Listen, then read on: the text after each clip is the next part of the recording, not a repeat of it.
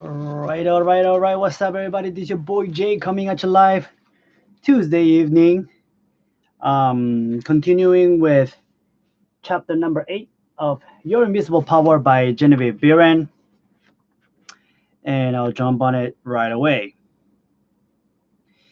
She explains why she decided to take up um, the study of mental science, and she recounts her story, and she gives towards the end of the chapter a bomb of an insight.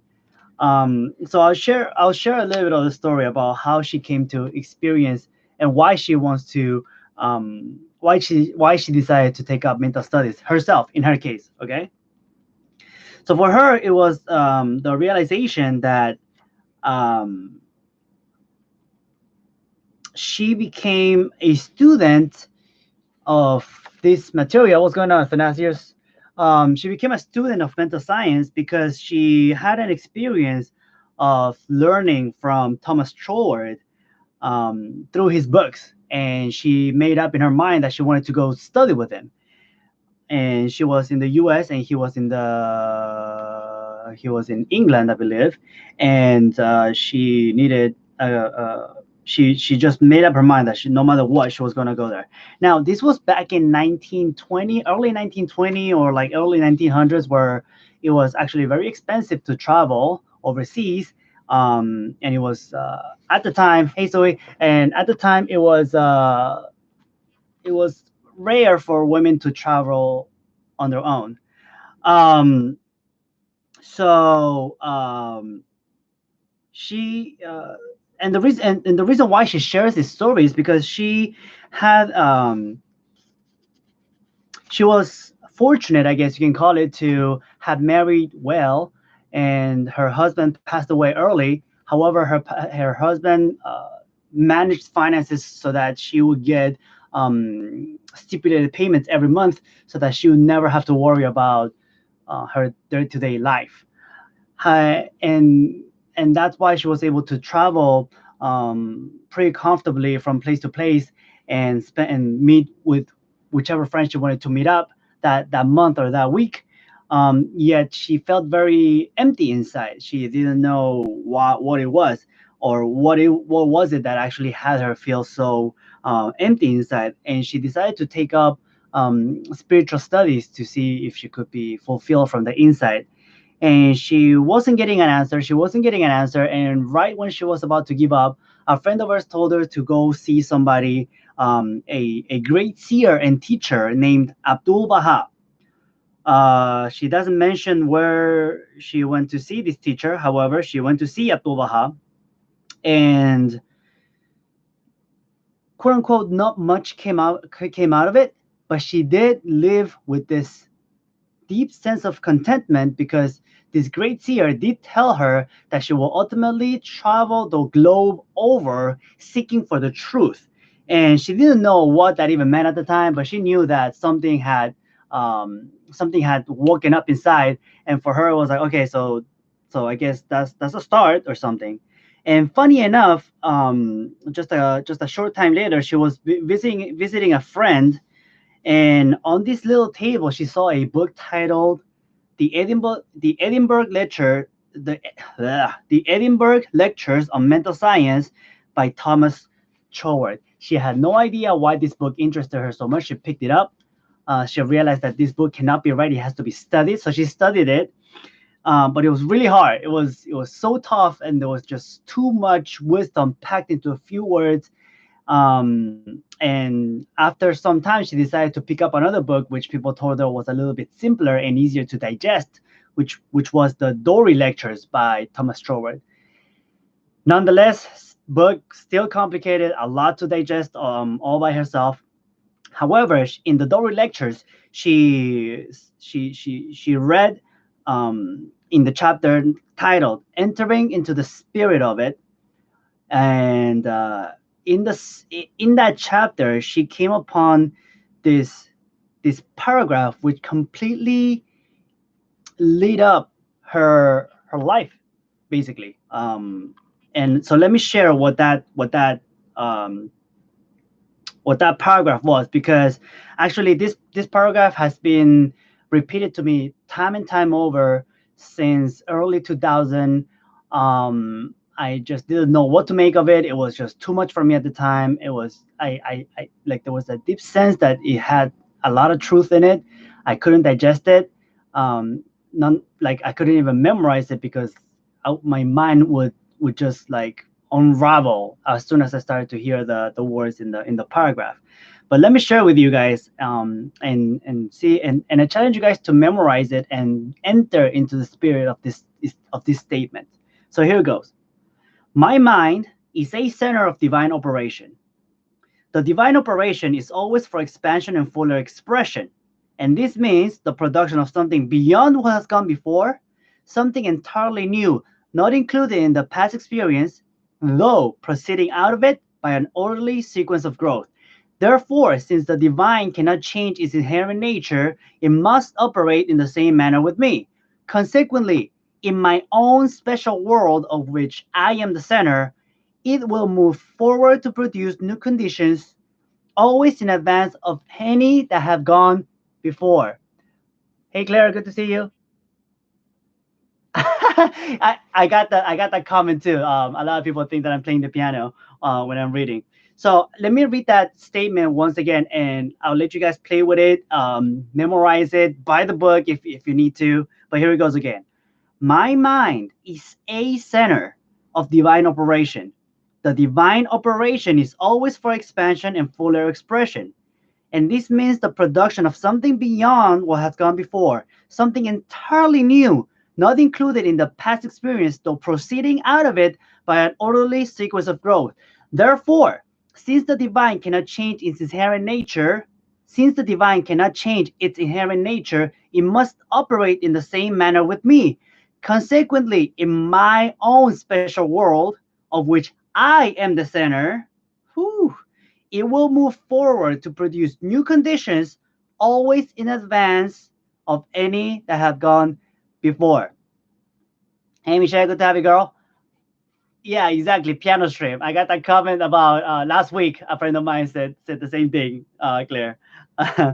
And so let me go ahead and see if I can catch you guys up a little bit and read how she started to understand and how she started to internalize this paragraph.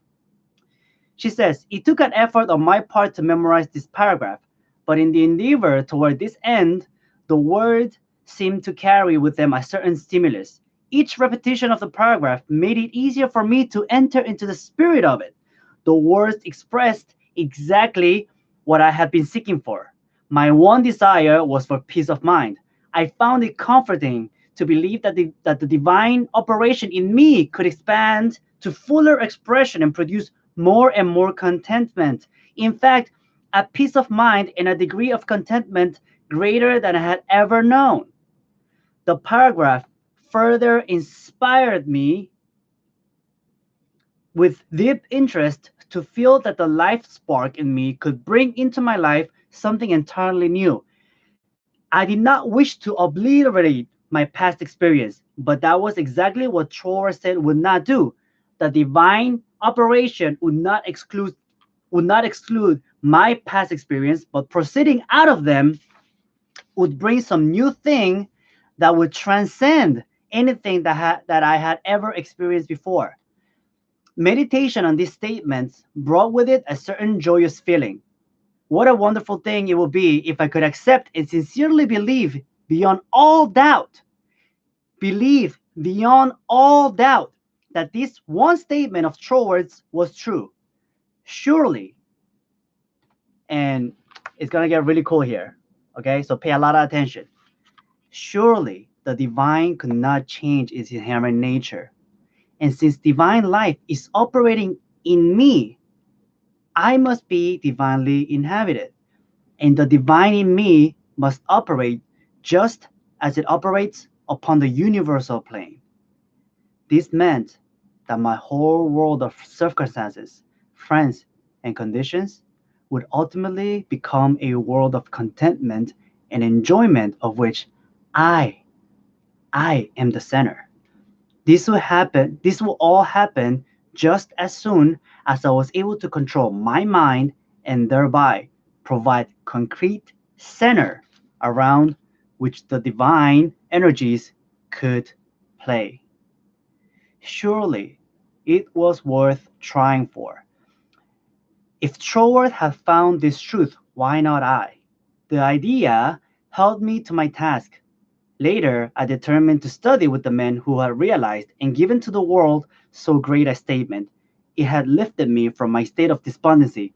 The immediate difficulty was the need for increased finances. And the story about the finances is chapter 9, early 1900s. A single female at the time had to come up with $20,000. At the time, it was an obscene amount of money, $20,000 to be able to travel to England to learn from her mentor. Another interesting beat, which I will share in chapter 9, when she recounts the story, is the fact that actually Thomas Troward did not accept mentees. He never was open to mentees. However, by pure practice of her knowledge of what she's sharing in this book, she was able to not only secure a trip to England and stay there for as long as she needed to, and have all the funds available for her to be able to have that trip, but she also secured a mentorship, a one-on-one mentorship with one of the greatest minds. Hey, Kat, good to have you, girl. Hi, Christine. With one of the greatest minds this century or this world has ever been blessed with. So once again, to close off chapter 8, guys, I really want you guys to play with this statement because it is so mind-blowing. So I'm gonna share the statement once again for you guys so that it's easy, so that it becomes easier and easier for you. Hey, bro, so that it's easier for you guys to memorize and enter into the spirit of the paragraph. It's not just about memorizing it mentally, but also entering into the spirit and owning it and make it a part of you. So here it goes. My mind is a center of divine operation. The divine operation is always for expansion and fuller expression, and this means the production of something beyond what has gone before, something entirely new, not included in the past experience, though proceeding out of it by an orderly sequence of growth. Therefore, since the divine cannot change its inherent nature, it must operate in the same manner with me. Consequently, in my own special world, of which I am the center, it will move forward to produce new conditions, always in advance of any that have gone before.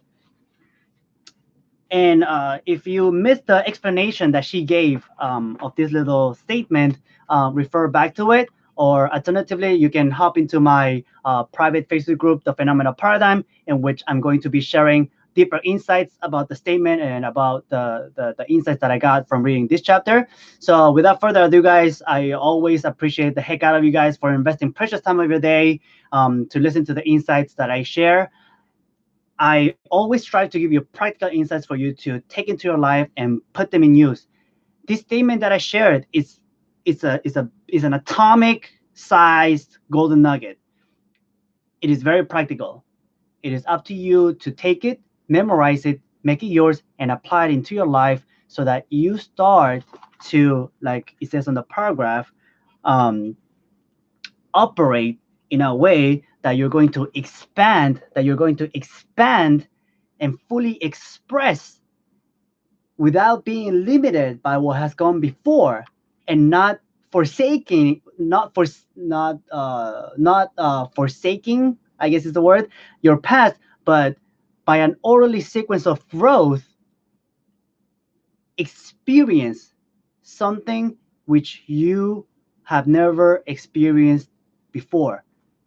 Your past does not define your future. So with that, guys, thank you so much once again. Like I said, hop on over to my Phenomenal Paradigm Facebook group for deeper insights. And with that, I'll see you with more tomorrow. Until then, this was your boy Jay. Peace. Oh.